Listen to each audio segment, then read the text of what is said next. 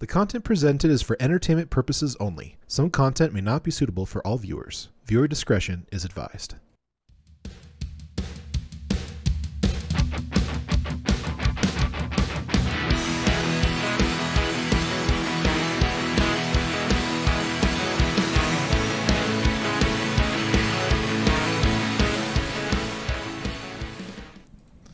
I would love to hear your all's thoughts of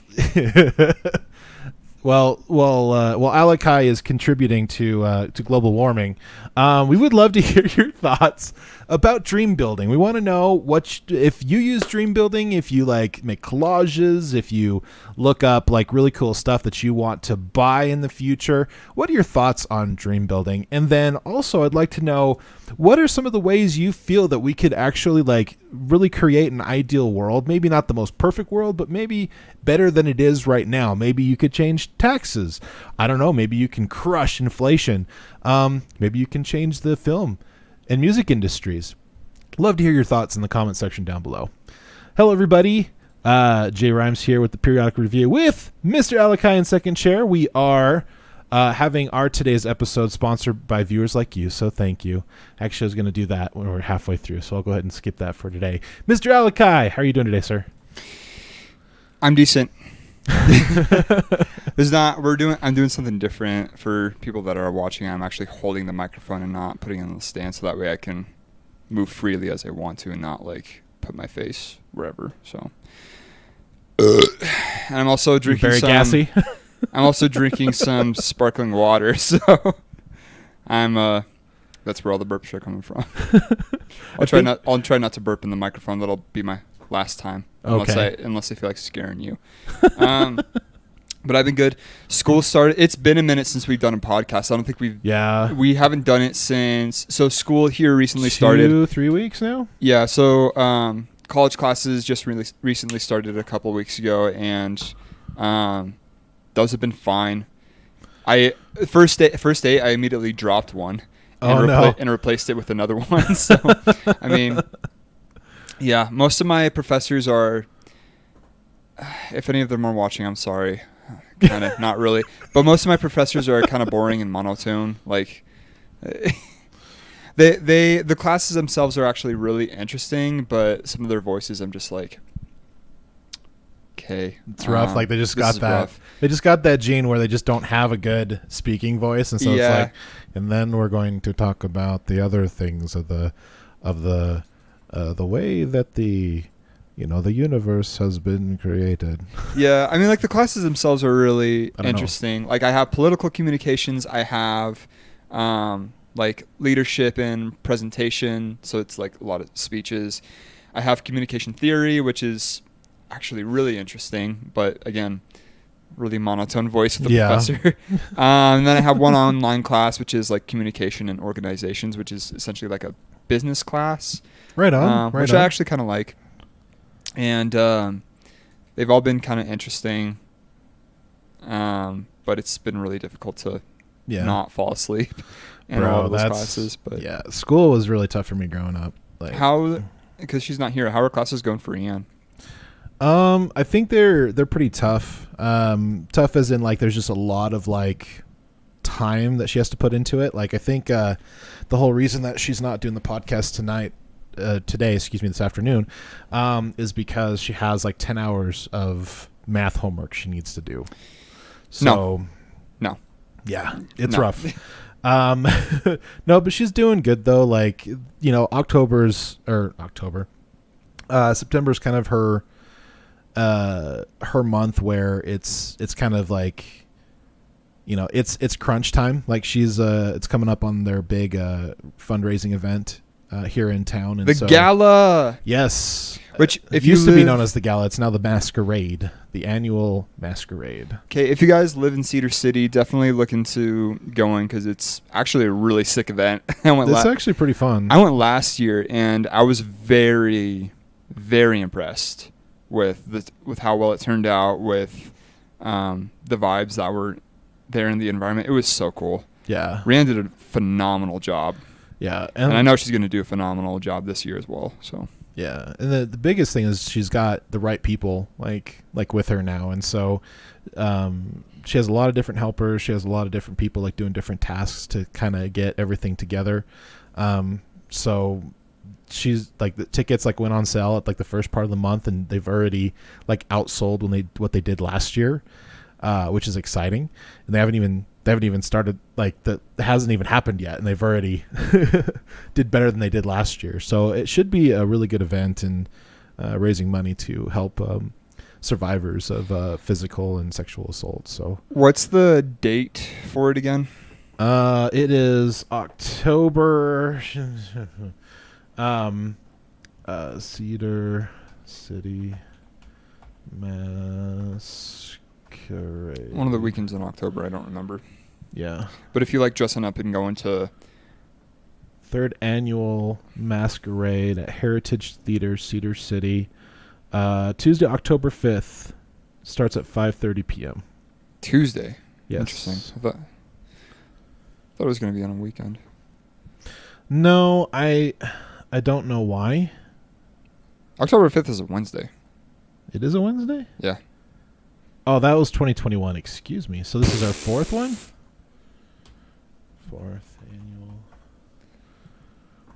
Fourth annual Masquerade Gala. Gala? Tuesday, Gala? October 4th. Why can't I pull up my date sometimes? There it is. Yeah, Thursday, it's October 4th?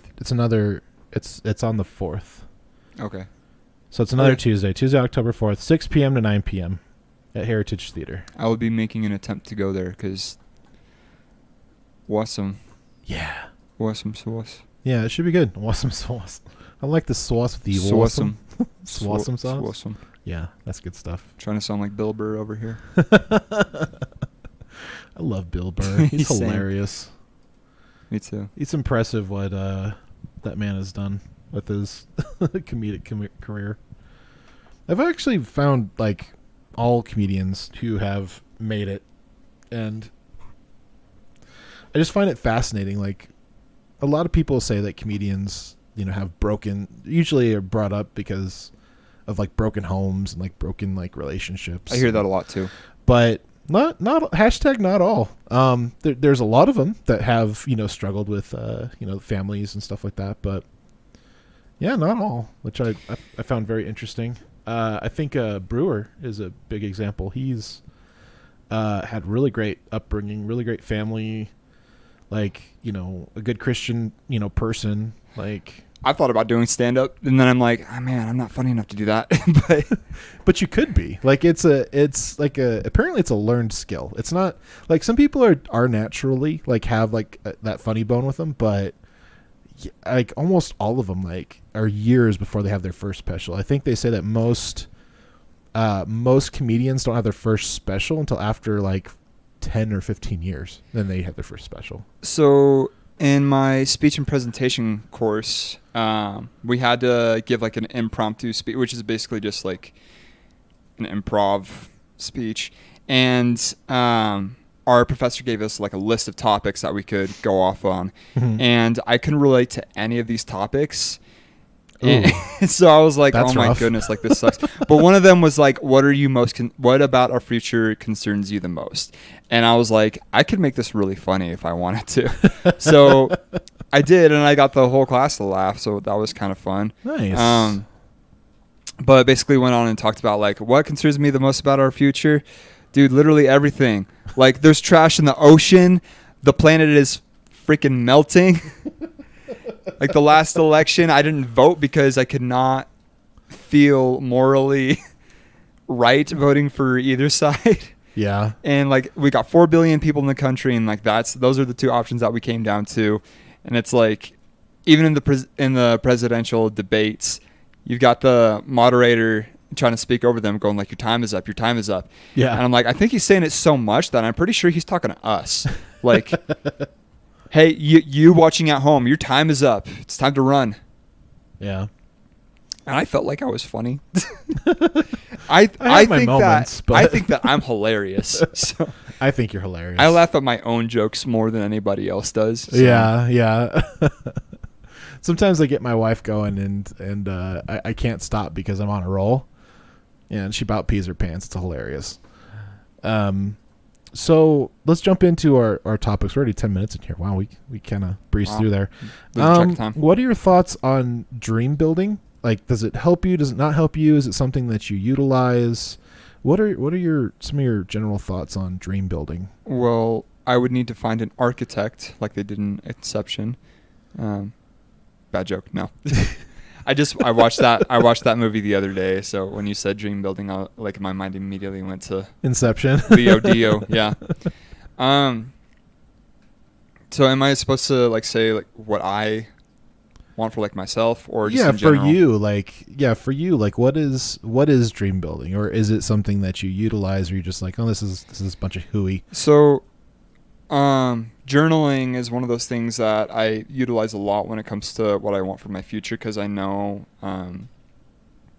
like I've noticed in the past when I write stuff down for what I want my goals, it tends to happen kind of naturally. Yeah. It's not like, I don't know. It just, yeah, when I write stuff down, it just becomes a lot easier to follow those goals and follow through with them.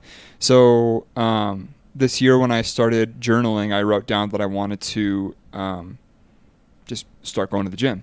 And I did, and I gained a lot of muscle mass, which is great. I also gained a lot of fat too, but I mean... it comes with the territory. You gain a little bit of everything depending. Yeah, and like granted, it was part of my diet too. Like I was just trying to bulk up and just get a little bit bigger. So I can help you with that. I'm pretty good at bulking. But yeah, like I followed through with my goals and I became a lot healthier. And even though like I can't work out right now due to my injury, I'm still like finding ways to better my life. Like I'm cooking at home a lot more. I've been having fast food like maybe once a week or once every other week maybe. Mm-hmm. That's awesome. I completely cut out soda and caffeine. So like that's been really awesome. And it's interesting because now that I start to eat sugar or anything that's really dense in carbs, I can feel it trying to kill me. So isn't that interesting? Yeah, it is really weird. But going back to journaling, like yeah, I've just noticed that when I write stuff down, like it tends to manifest on its own more naturally. Yeah. So something that like I have in my head, and I haven't written this down or anything, but like if I was having this discussion the other day, if I had $1 million, what I would invest that in is probably. If I had $1 million. If I had $1 million. Sorry, go ahead. If I had $1 million, I would like. My brain would probably be like, oh, like buy this, and I'd want to like pay off all my debt. I would want to pay off my parents' debt, but like really, what I would really want to do is invest that in like starting in it like a dog sanctuary. That's cool. And like investing in teachers as well as other people that are just as invested as I am and in giving dogs better lives and finding owners that will give them the life that they deserve. So like I would want to invest that in a business like that because I know that a business like that would be really successful, and I know a lot of people would want to invest in that as well. So I want to build that up and just kind of go from there, and that's how I would want to spend my life, is doing something like that. That's cool. Yeah, like, and it's interesting because like being so involved in art, music, like for years, like you would think that I would want to invest in something like that, but like, nah. I think I for sure would want to invest in trying to give good lives to dogs that deserve it, stuff like that. So ideally for myself, I'd want to do that. I also have some other ideas on like how to fix like Congress and a lot of political systems, but that's a whole other rabbit hole, I guess. Yeah. So, yeah. Well, right on. Yeah. I mean, I think dream building is pretty helpful. I think, like going out, like if you want, like your ideal truck is a Toyota Tundra or something, like, take some time out and go to the dealership and go and drive in it and see how it feels, and, kind of play imagining Like, use your imagination to kind of play out, like, if I had this truck, what would it be like?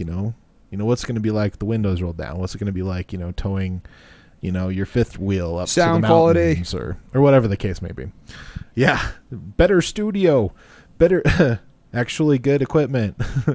But I often think about, ideally, like, what would I need and what would I want to probably give my best output in life, and to give my best input in, my relationships, my best input in the content that's produced. Ideally, I don't want to be a millionaire. Like, I don't want to be a billionaire. I think it's really disingenuous to be teaching like the future of America. Be like, yes, you can own 5 businesses and be 100 billionaire. And it's like, I just feel like more money with more money comes more stress. Yes, I do agree with that. Like which it is weird because it feels can. like the opposite sometimes. Like less money, more stress. But I mean, I think it's really fascinating because a lot of these, 100 millionaires or billionaires, a lot of them aren't really that happy.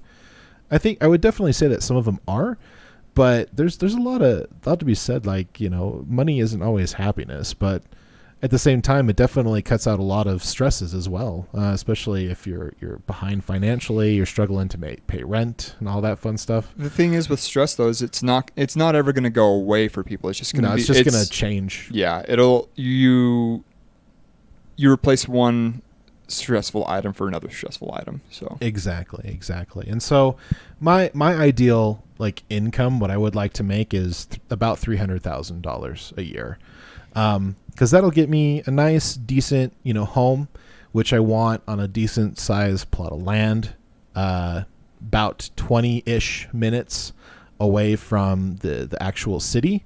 So like you're away from the interstates, you're away from the freeways, you're away for the most part of the hustle and bustle of the city.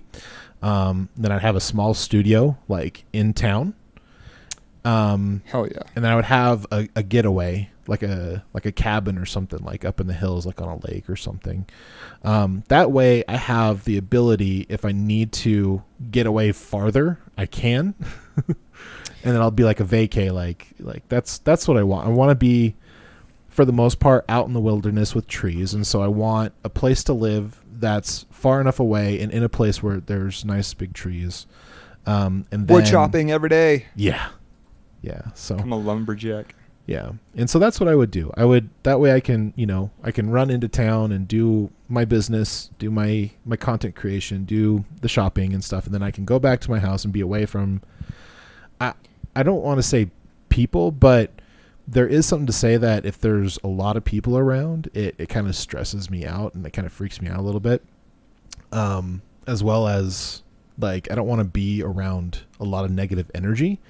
And it just seems like in the, in larger cities where there's a higher condense, like groups of people, like even like going to the supermarket, like it becomes stressful and like you can feel like that kind of negative energy happening. And so, I think about that like quite often, and I'm constantly focusing on, okay, what I got to do today to get some kind of content release out, whether it's the live stream with the video games or whether it's a podcast. I'm trying to get at least 2 out a week.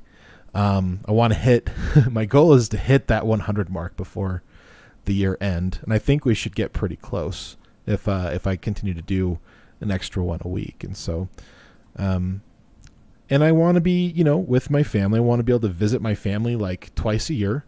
Like I want to be able to go see my mom and dad and go see her mom and stepdad and, see my brothers and sisters, I want to be able to do that like a couple of times a year. I want to be able to take off, like literally, I would love to be able to take off work completely, between like the last 2 weeks or like the last week of December and the first week of January. I just want to like not do anything but like hang out with family. That would be awesome. Also would like to travel outside of the country once a year. Hell yeah. That'd be baller. Like anywhere in the world I can go to. Like with $300,000 and the minimal of what I just basically overviewed, I could do that reasonably. And then be able to take off a week. Yeah, a week out of the country, a week for sure in country, and then every month be able to go out for like 2, 3, maybe 4 days, like to just go camping. Like each month. Like I need to be around trees. It seems like nature is really good for my mental state. So, and I don't get to do it very often. Anyway. There is a career that I've actually been looking into a lot more recently. Forest ranger? What? Forest ranger? No. No, Power Ranger. You're looking for a Power Ranger, right? No? No, so it's morphin' time. Anyways, I digress. Have you ever heard of saturation diving? No. Okay, so I've talked to multiple different people about this, and the more I talk about it and the more I think about it, the more I want to do it. Saturation diving is essentially it's underwater welding in like the deepest parts of the ocean. Wow. Now, the problem with this career is that the fatality rate is high. It's really, really, really, really high.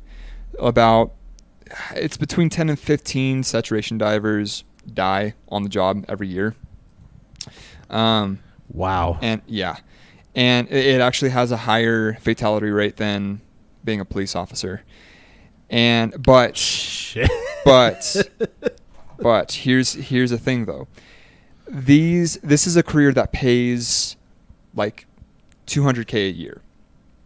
And on top of that, you're only working about 4 months out of the entire year.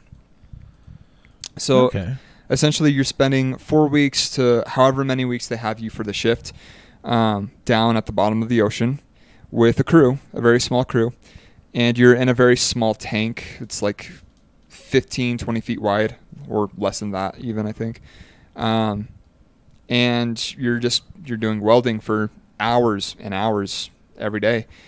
And it's a really, really scary job.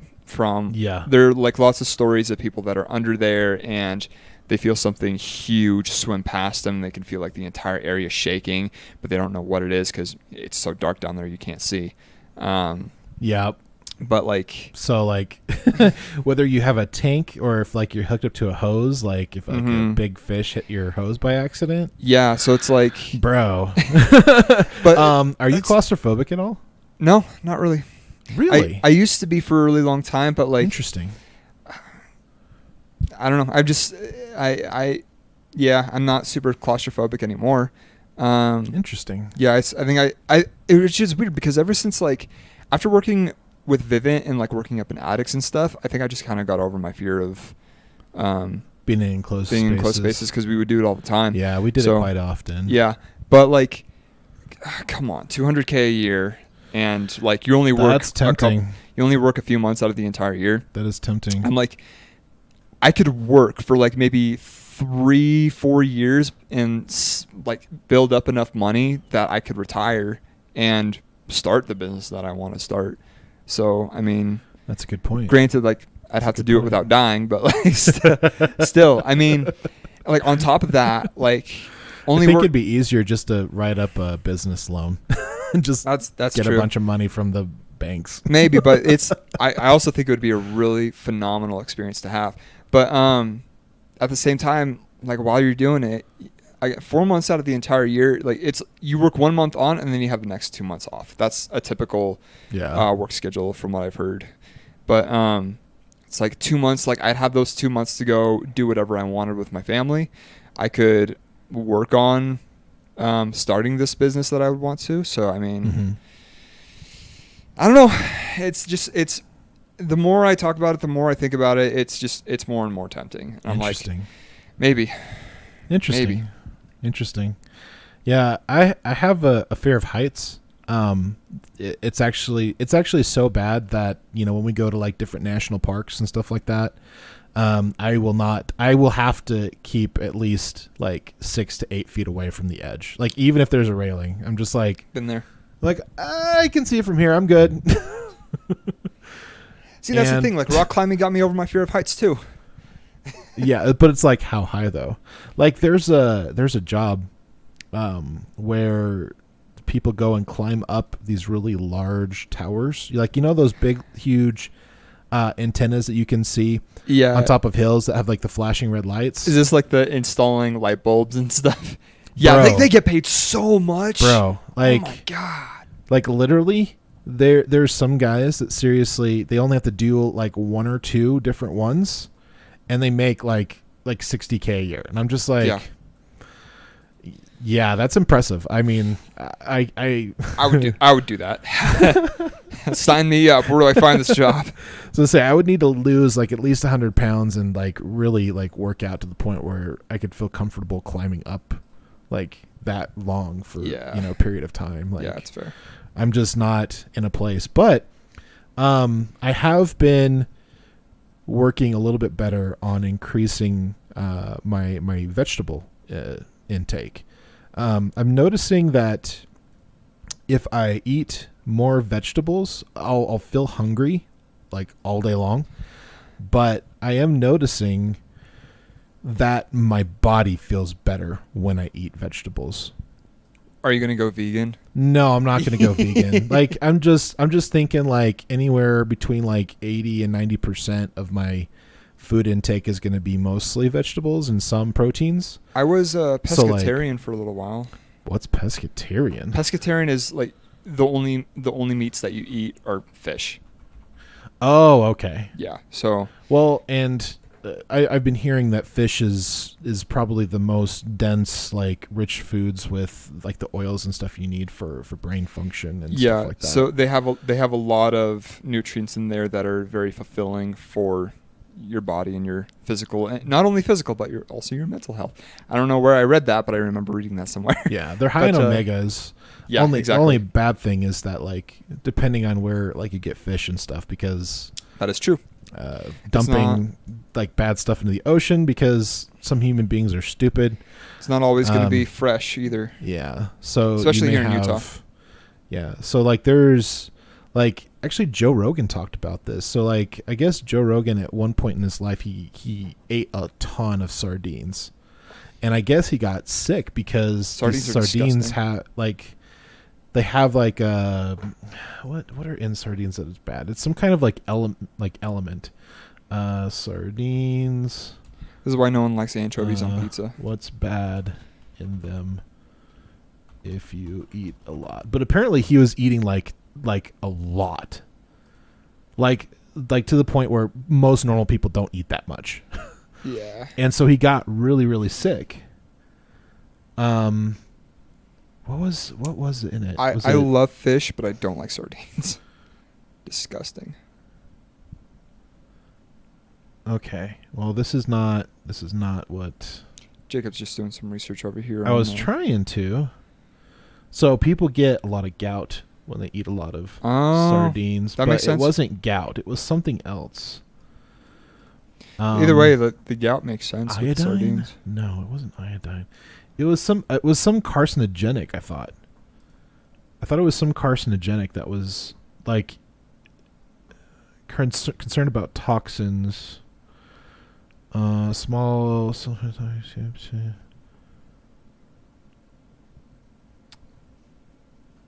Okay, I'm just finding like nutritional facts and why they're good for you. Like, I mean, I can't remember what was in it, but it was like some kind of carcinogenic that was in these sardines, and if you eat too much of them, like it literally can make you sick. Like small doses of it and small portions of it are fine, but it's like eating a lot of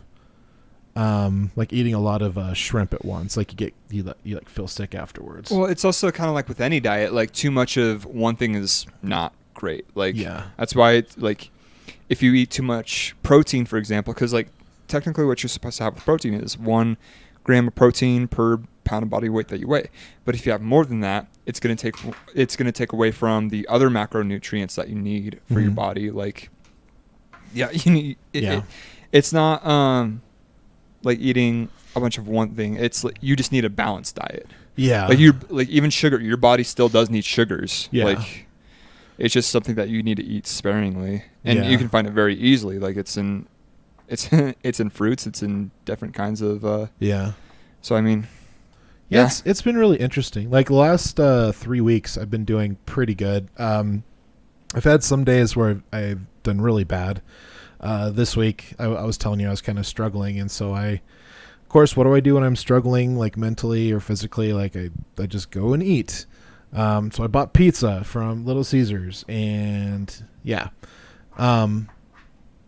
But what I've been trying to do is like incorporating eating more vegetables and eating more fruits, and then having some like proteins. And it seems like my body and my energy have been really good when I do that, but I'm just hungry all the time. Like I just like the most fulfilling like foods have been stuff that's been high in proteins, a lot more grains, like unfortunately, like I've eaten a lot more processed food. I feel like omitting caffeine from my intake has been really, really helpful. I feel like I don't have like the feelings of high energy and then a crash and high energy and a crash. It's been more just kind of even, which has been really nice. Yeah. And my sleep has been like so much better since I've quit caffeine. Like I didn't realize like the issues that people have with caffeine, where they drink to the point where they can't sleep. Now that you say that, I've noticed that a lot too with mine. Like I've Yeah. been sleeping so much better since I cut out caffeine. Yeah. So wonder what that is though. Yeah. I still drink sodas, just not as much. Like I try to drink, like no more than like maybe a couple of cans a week. Like just like, the regular, what is it? 12 ounce, 4 ounce, 24 ounces. I don't know, whatever the can size is. I try to not to drink more than that. Sometimes I don't, but I've noticed that when I'm conscious about it, like my body feels better. I feel like I have more energy. I feel like it just like my body feels like it's functioning better, as well as like mental capacity has also been increased. I would highly encourage, because like this So- is what I've done, is replacing soda with sparkling water. I just like I'm drinking one right now as we're on the podcast. Yeah. But Well, Yeah. we've been doing liquid IV. Liquid IV is phenomenal. Yeah. I love that stuff so much. Yeah. I try not to do more, than two tubes a day. But yeah, that stuff has been really, really good. It's helped that's definitely helped too. Like my increase in hydration, it could definitely help. Like the liquid IV definitely helps to keep more of the moisture in your body and in your cells, which is pretty phenomenal. Those hydration multipliers, man. Yeah, they legit work. You definitely notice them. Yeah, It's definitely notice the difference. It's also funny enough. It's a good hangover cure. Yeah, So if you ever get hangovers, I mean, it's a good cure for those. yeah, So, for sure. Like I've noticed that I haven't been as bloaty as well. Like if I eat more vegetables than anything, like I feel less bloated. I feel less lethargic. Same. So I've been doing more vegetables with some proteins, and greatly reducing a lot of the processed stuff. Like one of my weaknesses is cereal. Like I love Frosted Flakes. Like that shit is so quick tasty. and easy, dude. It's so easy. Yeah. And so if I'm if I need something quick and easy and dirty, yeah, I'll just do a bowl of cereal. But Oatmeal I try instead? not to. So it takes too much time. Like if It's- I want to be lazy, I want to be completely lazy. Throw it in a bowl. You add some milk or water. You put it in the microwave, and you're good. Too long. Like I said, I'm working through it, bro. One day at a time, Yeah. It's fair enough. as the AA individuals say. Like That's one day at a time, man. Fair enough. Understandable. Like I'm not losing a ton of weight anytime soon. Like I've kind of normalized. It's like, hard right now, It's so hard. but that's the thing, is just I just need to be consistent, and so if I have, so my mindset is just focused on, okay, how can I incorporate more vegetables? Like sometimes I'll have a bowl of squash like in the morning for breakfast, and I'll do Squash is so good. Yeah, I like squash. A little bit of Creole season on top. It's pretty Squishy. delicious. One week I made my own batch of stir fry vegetables. So I had Oh, I love stir fry. so I had sweet peas, bell pepper, sliced crinkle carrots.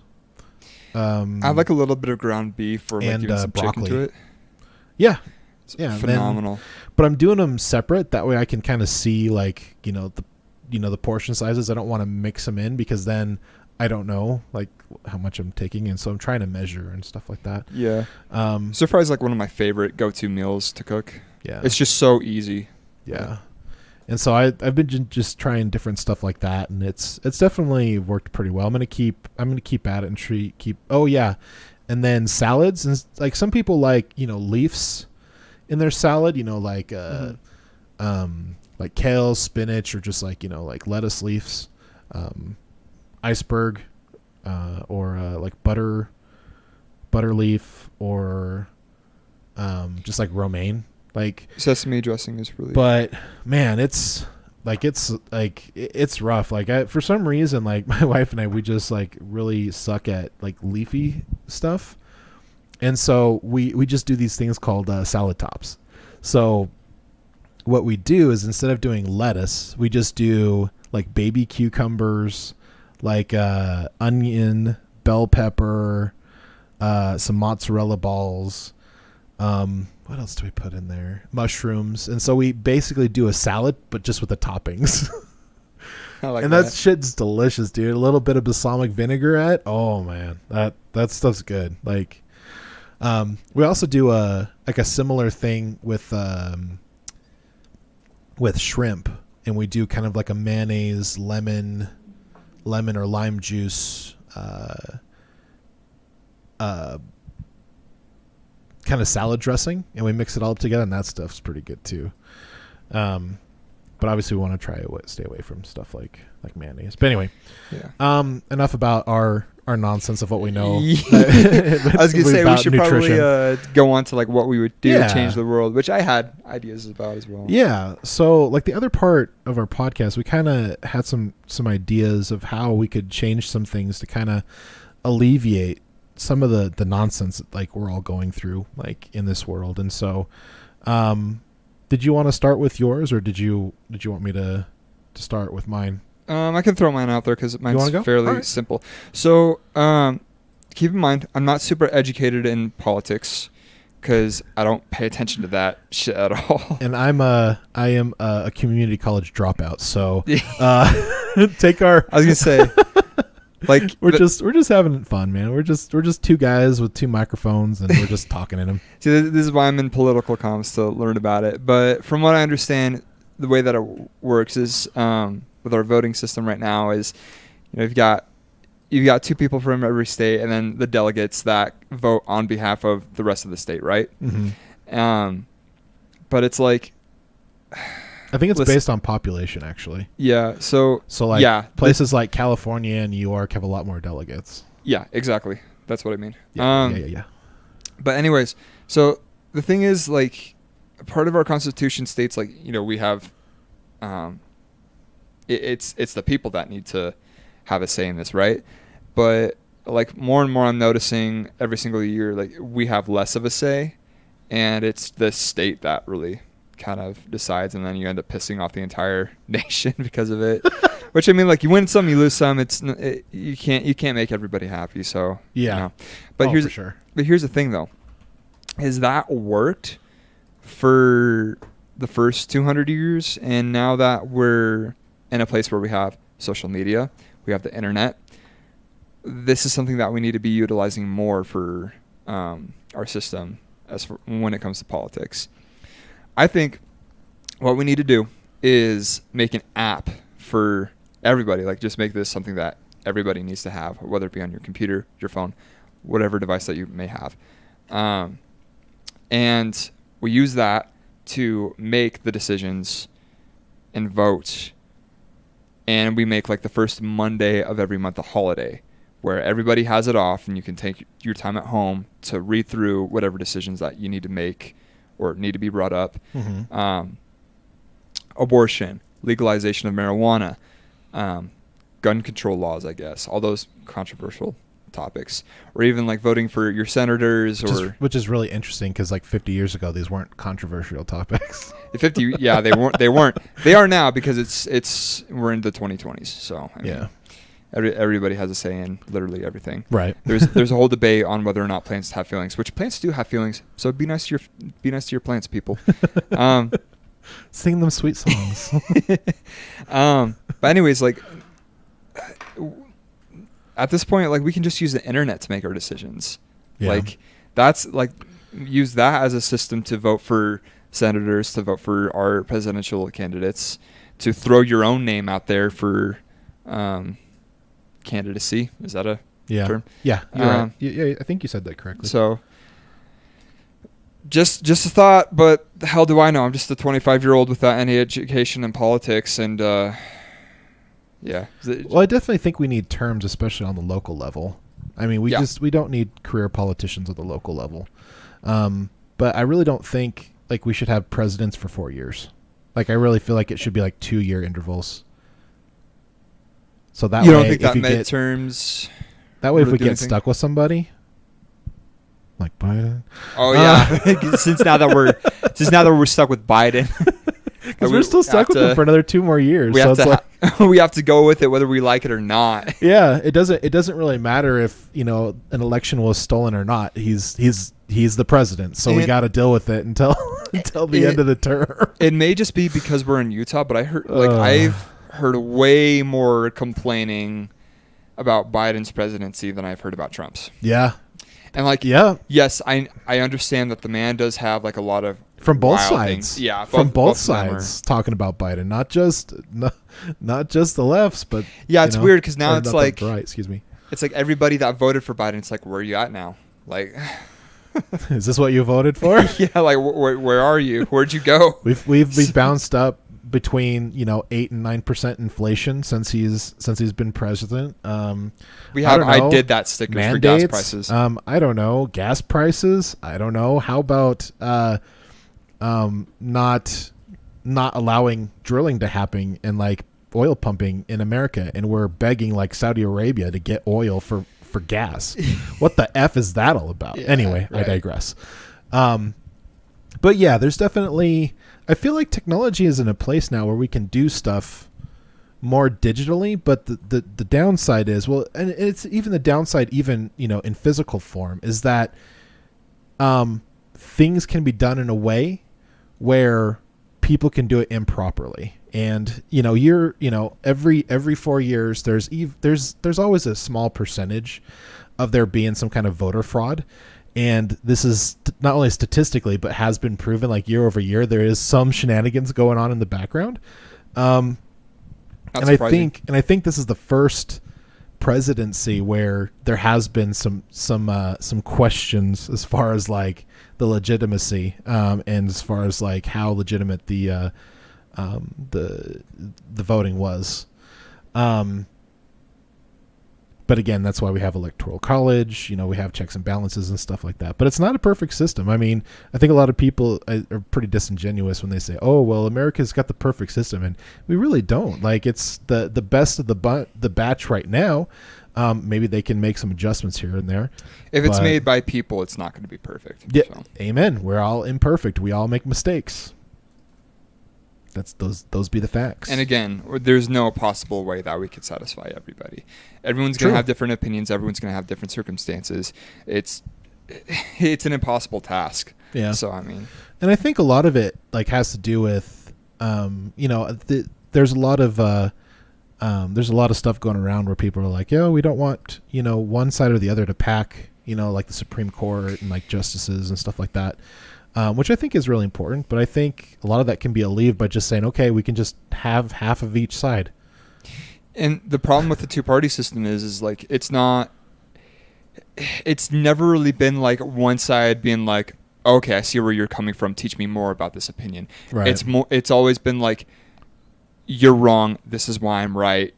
And then neither side is going to get anywhere because nobody can agree to disagree, and nobody can Nobody's be willing open-minded. to like give or take. Yeah, nobody's willing to be open-minded to like, oh, like maybe you do have more to say on this. Maybe I should open my mind to this. Yeah. So it's like everyone's kind of so set in what they believe and what they think. It's like good luck instead of having the I can be wrong and I am teachable mindset. It's like I am right. This is where I stand. Yeah. Stand. This is where I stand, and I am not moving. Yeah. So, and I think that's really disingenuous because like even I'm open to the point where, you know, I might have some hot takes or some bad takes, and you know, I'm open to like, you know, if I find something or I read something or I experience something that might change like my stance on certain topics, like I need to be open to that because I very well could be wrong. And I think it's really hard, I think, for human beings to kind of be in a place of I don't know. Like they want to be in a place of, oh, I know exactly who I am. I know exactly what I am. I know exactly what I believe. And I know exactly like which side I'm on politically. And it's like people want to have that kind of concrete yes or no answer when we really do live in a world of, yeah, you can believe, you know, all you want about flat Earth, but eventually you're going to see some evidence that contradicts it, and you're going to have to decide, well, maybe I'm wrong about that, or maybe I need to have a different take on that. Yeah, but the flat Earth theory is very like it is silly, but hey, we can live in a world where people disagree with us. So yeah, right, exactly. And I think that's what we need. Well, how about our well, here's something that I feel is really important. I feel like everybody is being overworked and underpaid, and I think this is true. And what's really funny is that we're taught from a young age to like save our money and to prepare for retirement and to invest. And then we're paid $7.25 an hour and expected to do that like right out of the gate. Not only that, but like a lot of jobs will be like, okay, we're going to pay you $11 an hour, but you need a degree. And $11 an hour full time can maybe pay for your gas and your groceries in today's economy. Yeah. So not so now. I mean, I would probably say because we've really like been bumping up that inflation over the past year, like pretty hard. Yeah. I mean, with how I'm getting paid now and like the amount of hours that I'm working, I'm able to get through college. I'm able to pay rent. But it is a struggle, man. It is such a struggle. Things are tight. Yeah. Like because even when I have my goals that I want to work on, like my own health and trying to be healthy or trying to cook at home, like that kind of stuff is just, it's complicated, man. Like, yeah.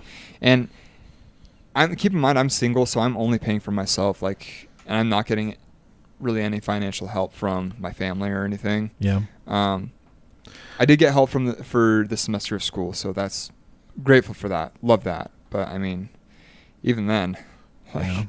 See, this is where I have different beliefs as far as like, you know, the hard, you know, I don't want to say hard right, but you know, right leaning like conservatives where they'd be like, oh well, you should just get out there and get a better job and, you know, up on your bootstraps and just get out there. And it's like, yeah, but at the same time, you know, somebody who, you know, is 18, just graduated high school, you know, is flipping burgers for $12 an hour. They're so not prepared for.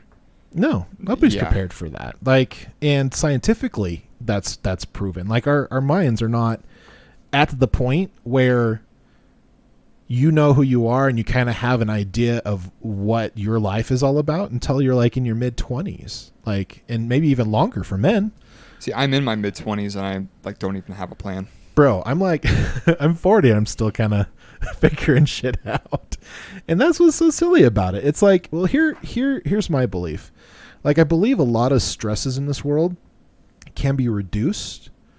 Number one, if we're being paid a wage that takes care of our needs, 60% of the income takes care of our needs.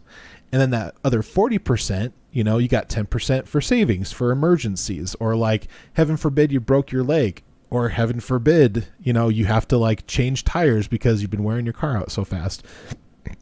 Excuse me. Another 10% saving for, you know, for medical. Another 10%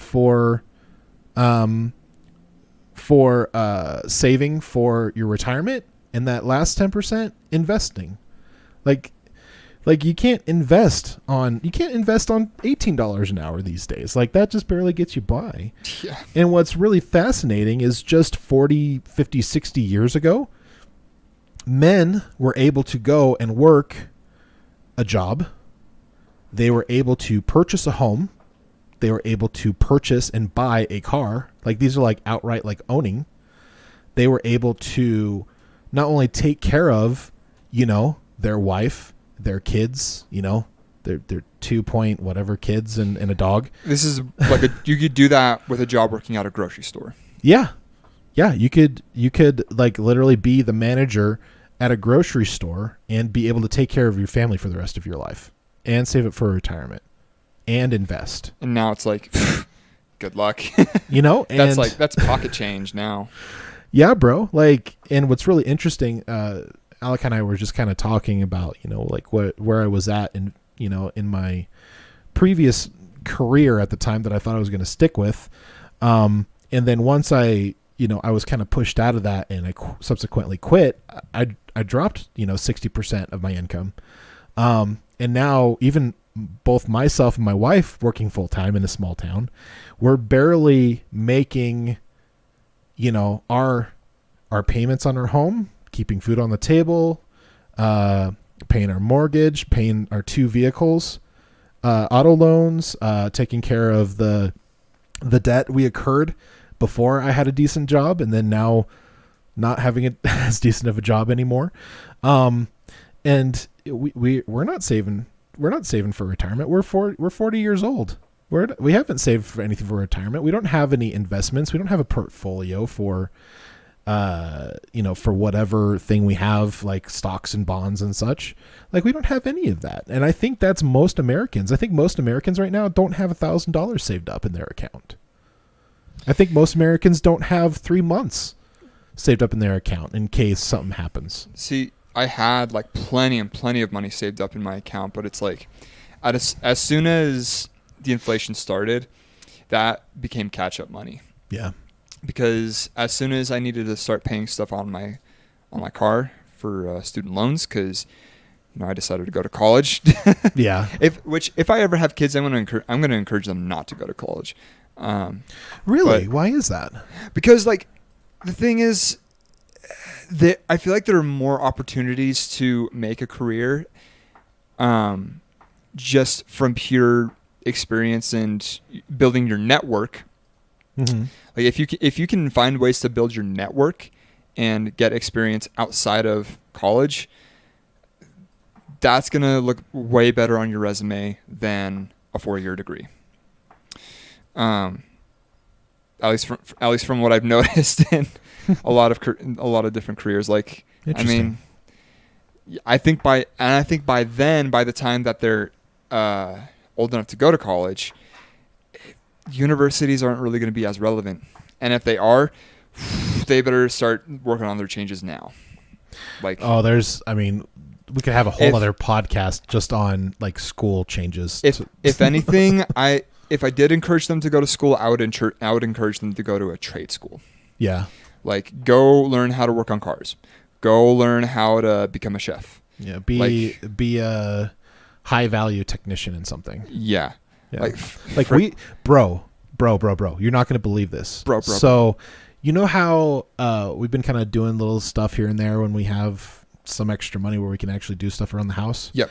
So we finished painting our hallway here like about a month ago, and I just started to change some of the switches instead of the little knobby ones to the rocker ones, and I messed them up. This is on my honey-do list. I was just like, trying to like better our home and everything. And so I had to call an electrician to come out to fix it because I couldn't figure it out. I swapped 3 different switches. It would work for a while and then it would stop working. And I didn't understand why. Their electricians right now in our small town are scheduled out between 4 and 8 weeks. Like, we need electricians in our small town. We don't have enough electricians right now. Yeah, and But I don't want to be an electrician, so. that yeah, I don't either. But that is a pretty solid paying career though, from what I understand. Yeah. Electricians. Yeah, plumbers too. Yeah. There's a plumbing company right now that's actually buying up more plumbing companies because they're just vastly they're just doing such great work.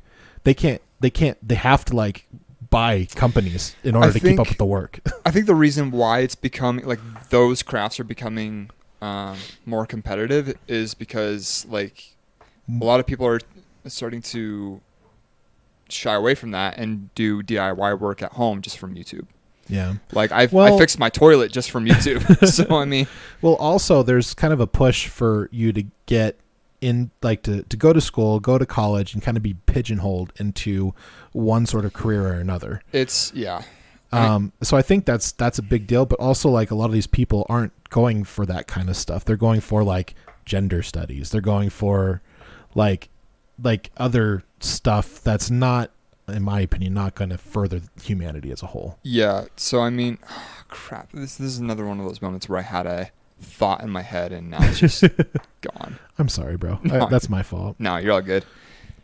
It's just my ADHD. You're good, bro. So like taxes, I think, is something that needs to change. I think hell yeah. Are you having kidding to me? increase like income tax depending on how much you make. If you make more money, you get taxed more. How does that make any sense? And then on top of that, guess what? Your business is going to be taxed. What? And on top of that, you have to pay what do they call the tax where you purchase something? Sales tax. You have to pay sales tax. So how many more taxes are we going to need? Yeah. Before we just drop everything and just do this is what I think. This is what I think, because I think it's really important to support local, like think locally more. I really think that it should be a 10% tax flat, because the more money that you make, you're going to, number one, consume. Number two, if you're a business owner, you're going to invest more in your company and or hire more people so you can make more money. So I think overall it would release a lot of this other stuff and encourage people to grow their business, because they're going to make more money instead of make less, because the more money they make, the less they make because of taxes. So like, I feel like 3% of your tax should go to the federal government for taxes. And I really do think that government right now is wildly too big. So it needs to be a small G. And then locally, 7% should go locally, because why? Because we need roads, because we need infrastructure, because we need to grow fruits and vegetables and livestock. We need to think locally. And I think we're trying so hard to minimize and save the most dollar to make the maximum income, because we have so much taxes right now. And so it's really interesting seeing that the government's trying to increase taxes because they've spent so much money now. They need to figure out how to pay it off and to continue it going. I think that would also encourage people to consume more, because if you have more money in your pocket, you're going to spend more. Hopefully save more, but the way that things work right now, you're just going to spend more the more money you get. Yeah. So, like I said, if you have $1,000 in your savings account, that's not really savings anymore. That's catch-up money. Yeah. So I mean, it's like when you're always like, oh yeah, I'm going to save this $1,000 for when I need it. Shit, I need it now. Yeah. I got to get a tooth pulled. There's $600 gone. Oh my goodness. Do you actually need to get a tooth pulled? No, I don't. Oh, but okay. I know my wife just recently, well, not recently, but she had a root canal a couple of years back. Dennis, it literally was so expensive, $1,200 for a root canal, bro. Who has that kind of money sitting in their account? Even if you just have well, they'll just take care of insurance. Even if you just have a cavity, which are so easy to get now. Here's what I don't understand about insurance is that you pay a premium, right? You pay a premium of X amount of dollars per month, right? Right. But when you go to the doctor, you still have to do a copay. So you still have to pay the doctor something. And then you still have a deductible. So they'll only do up to a certain amount that'll get taken care of. Otherwise, you have to pay the rest out of your pocket. So what the frick? I almost said it. So what the F is insurance really helping? It's not helping anything. I would rather save that $150, $200 a month and stick it in a savings account and start building up a medical account.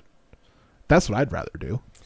Which is wild too, because it's like, how much do you pay for health insurance a month? It's like, I think it's like $200 or $300 a person sometimes. yeah. That's So high, I should say. Maybe like you have a really cool company that like pays for half of it. Maybe you pay $100, $150 a month.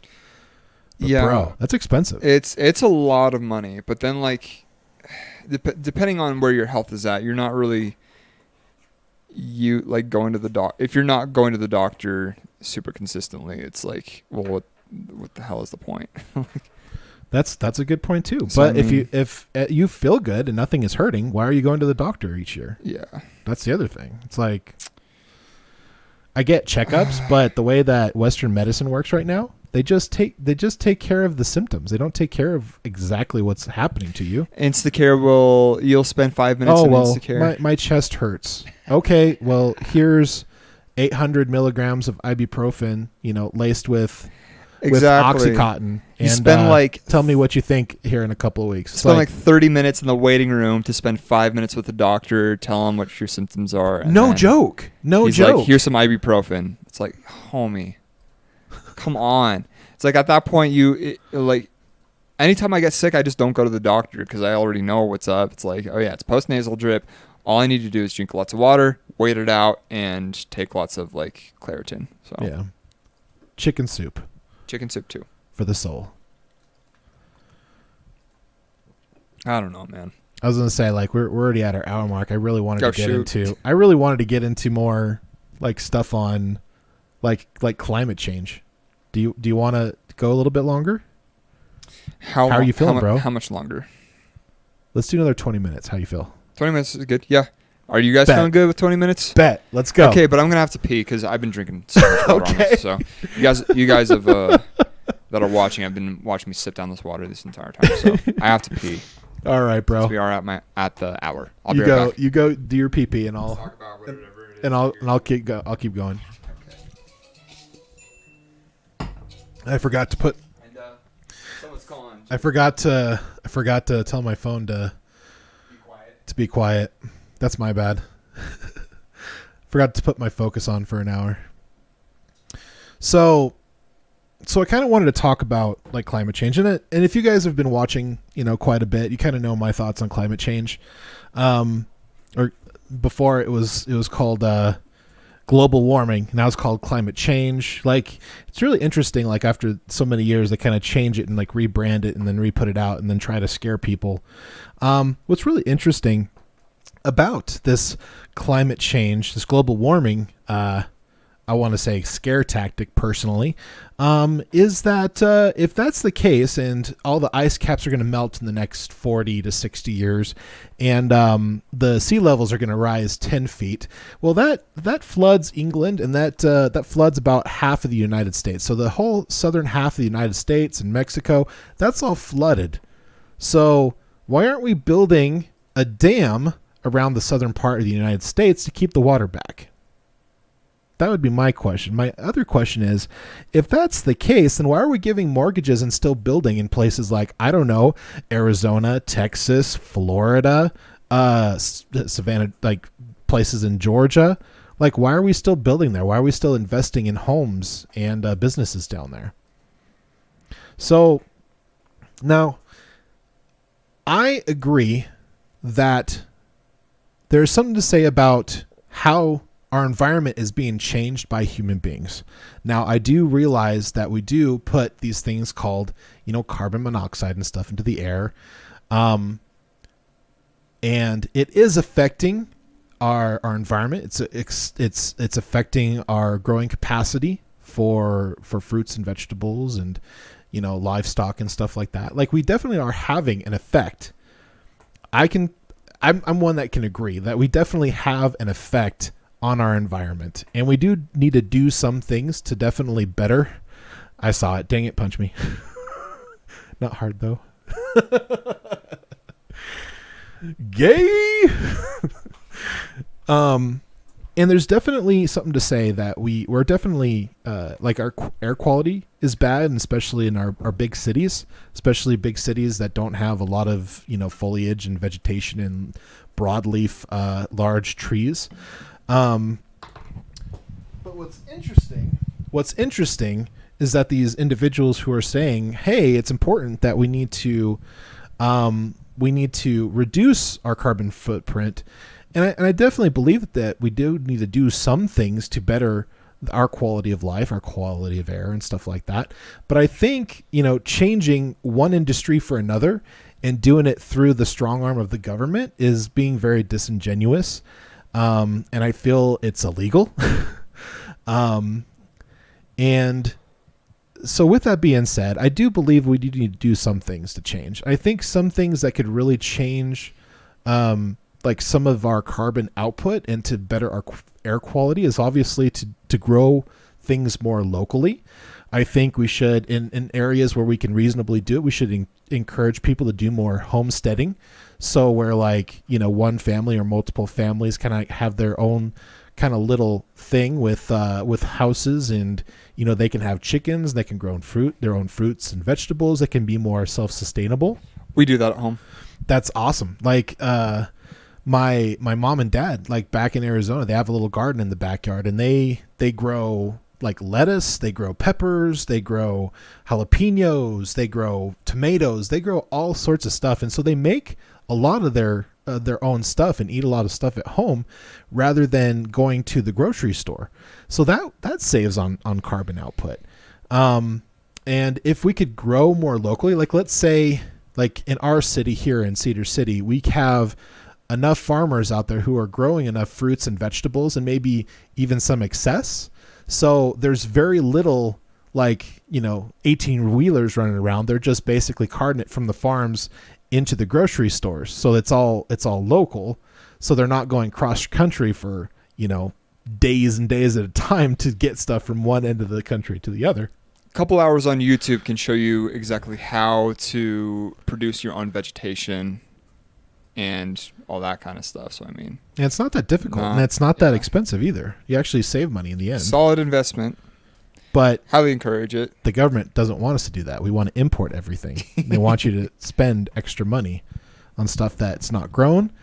And they want to use fear tactics to tell you that it's bad for you and it's bad for the environment. No, we just want you to buy stuff at, Walmart. Are you sure that it's bad for you? Who told you? So I think that would also help. And I like the idea of homesteading, like having homes that are, for the most part, able to have self-sufficiency almost 100% off the grid, if not, 85, 90%, like sustainability.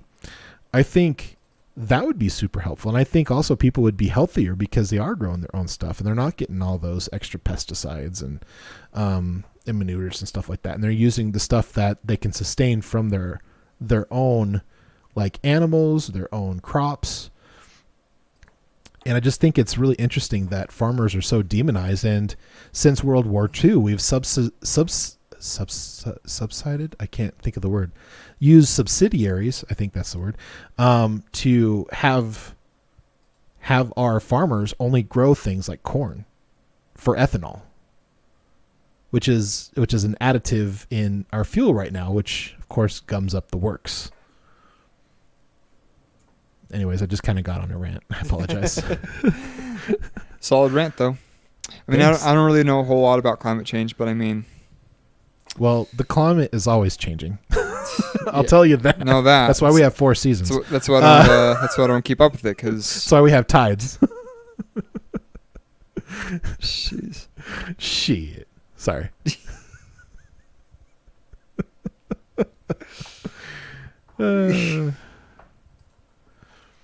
Anyways, what were we talking about again? Oh yeah, climate stuff.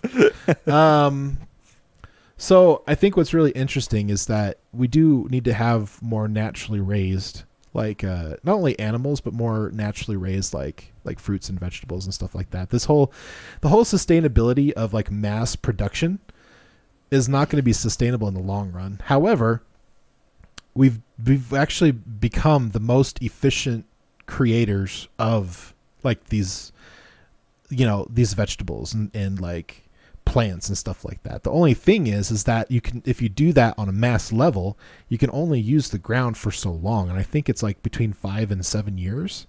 And then once that point occurs, like the soil is no good anymore.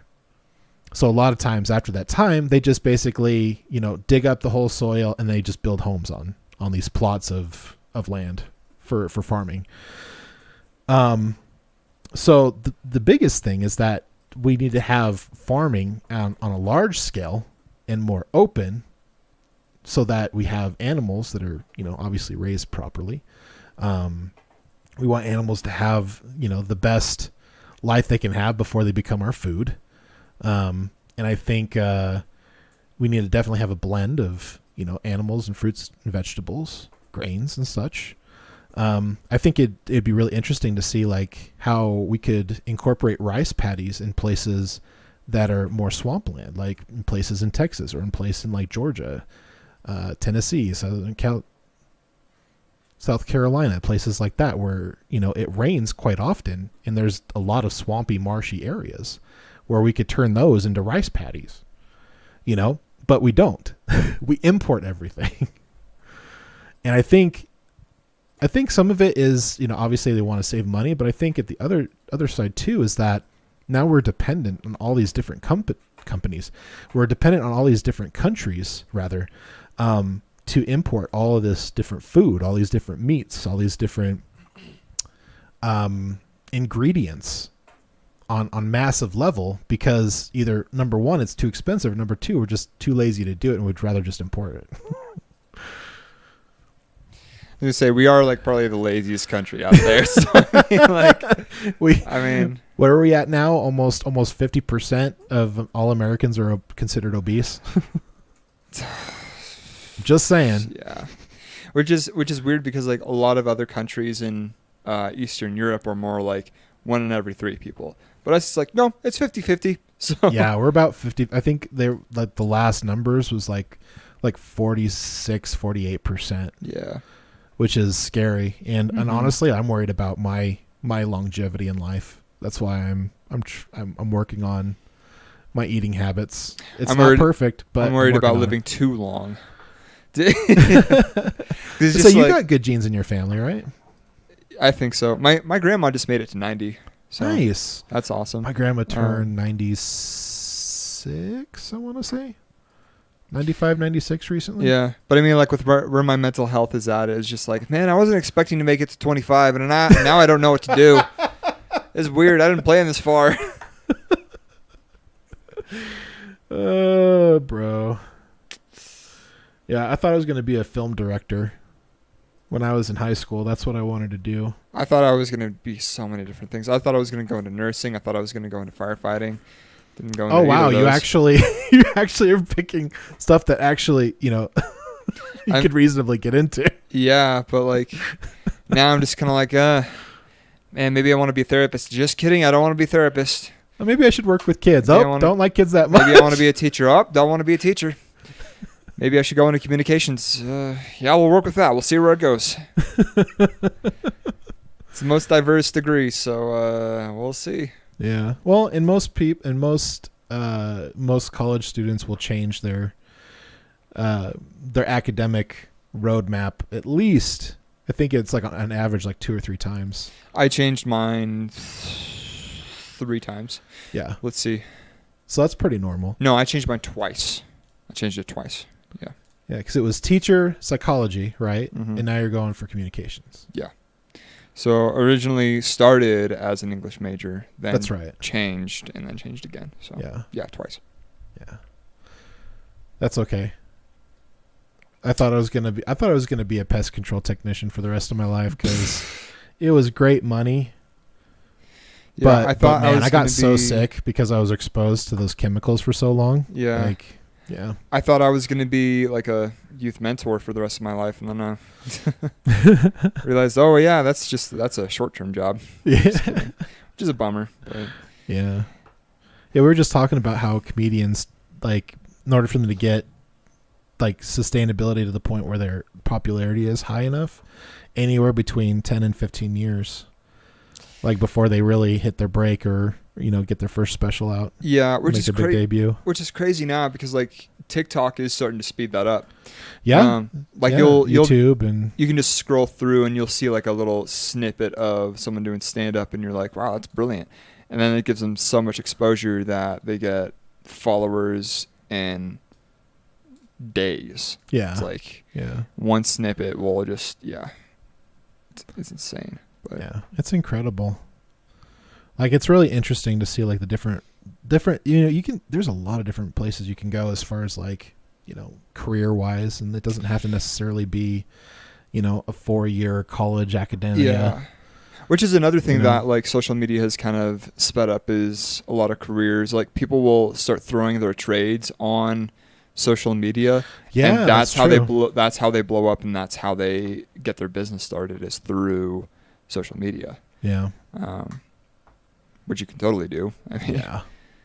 Like there's blacksmiths who make the coolest replica swords for like, freaking Longclaw from Game of Thrones or the sword from Lord of the Rings. Like they'll make replicas, and that's how they make their money, is just by doing that. Yeah. Just or Frostmourne from the Lich King in World of Warcraft. Yeah. Or even just I think I know who you're talking about. Streamers that do video games, they'll make tons and tons of money just doing that. So isn't there like a legit like lightsaber company right now who got their fame from like doing that kind of stuff, and now they're making like some of the best lightsabers, like better than like Disney? Yeah, there's several, because that used to be like a huge, like I remember going to San Francisco for my first time as a kid and finding a shop where they made like legitimate like replica lightsabers, and now it's like there's so many different companies that do that. Yeah, it's like like there's cosplay companies, like it's just incredible like how people are able to make a living outside of the social norm. 3D printing, bro. Like some of that stuff has gotten insane. You want to hear a funny story about 3D printing? Yes. So apparently, I don't remember, I think it was probably in the UK or somewhere, where they basically what they kind of want to do right now is to do like a gun buyback system, where you basically are surrendering like your firearms and stuff, but they pay you for it. And so basically what they did is that if you did that, you'd get like a couple $100 like on a gift card or something, like on a Visa card. Well, this guy, they didn't have like any parameters as far as like what kind of a firearm. So this guy basically made like 20 3D printed firearms that would just like, shoot one round, and he would turn those in, and he kept getting gift cards. I think he racked up like thousands of dollars in gift cards. And I just thought, wow, what a waste of government money. You're going to have to pay me a lot of money in order for me to give my guns. Yeah. No, I don't think there isn't any amount of money that I could be given to relinquish arms. In fact, my wife and I have kind of talked about it. We're probably going to get some firearms here pretty soon. If you guys need any help or anything, my dad actually teaches gun courses. So, ooh, that's cool. Or I guess more like general firearm courses. Tells you how much time I spend at work. Yeah, right. Yeah, no, general firearm safety. So yeah, I mean, well, I was trained to be an armed guard at one point in my life. Okay, so I actually got to go through the different classes they do for security guards, and I got to kind of rub elbows with some like retired like FBI, CIA, retired police officers and stuff like that. So it was a lot of fun. We should go shooting. I'd love it, dude. I was actually pretty decent. I was actually third in my class. And that was under the retired officers. I have a military and stuff. So I have a revolver. I have a Ruger 357 38 combo. Okay. And I love shooting, and it's so much fun. But I'm a terrible shot with it. Yeah. I'm terrible with it, but yeah, I think we'll probably go with like a Glock 9, like a subcompact Glock 9. Yeah, I want to get something kind of small that's easier to like kind of fit in the center console of my car. Yeah. You remember what Wesley that we used to work with, throwing his name. Oh out there. yeah. Yeah, so he because the kid loves guns, was showing me a bunch of his stuff when we were out in Texas at that time. But yeah, I think especially nowadays, especially when people are not only like polarizing in their personal beliefs and political ideologies, but people are now getting to the point where they feel it's necessary, or they feel that they have the audacity to use physical violence against people because they disagree with them. So that's why I think we're pretty good in small town red southern Utah. Yeah, but also at the same time.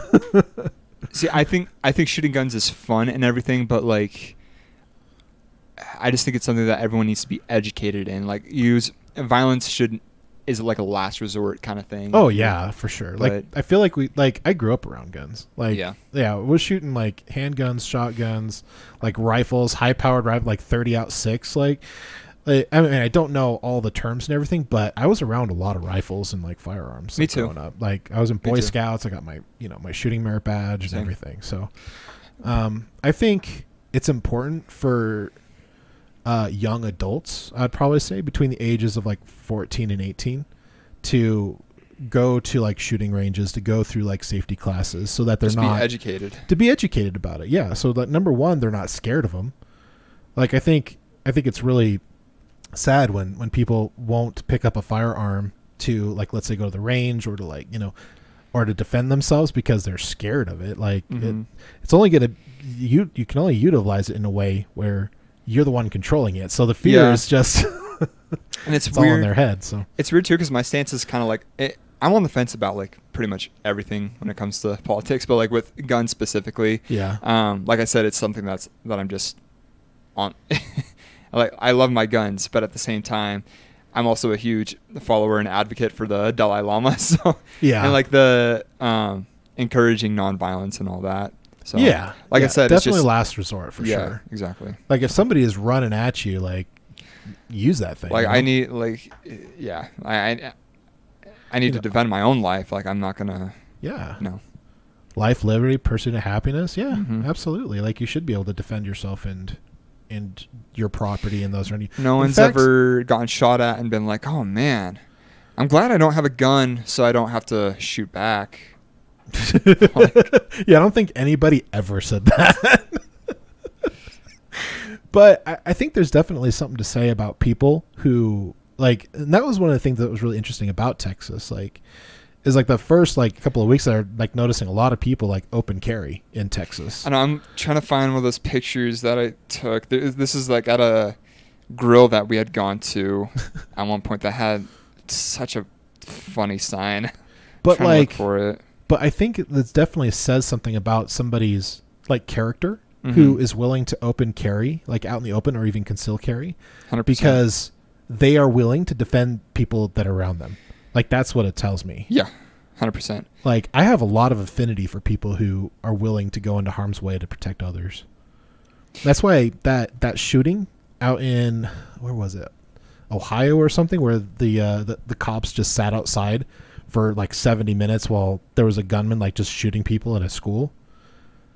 They literally just sat and like waited until they were done shooting, and then like somebody went in that was like off duty or something and actually took care of things while the police were sitting outside. Yeah, it's like that. What the hell are the police for in that situation? Yeah, but I found the sign. It's a big sign with a gun on it, and keep in mind, this is like at a barbecue restaurant that we had gone to at one point.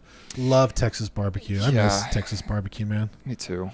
It says guns are welcome on premises. Please keep all weapons holstered unless the need arises. In such case, judicious marksmanship is appreciated.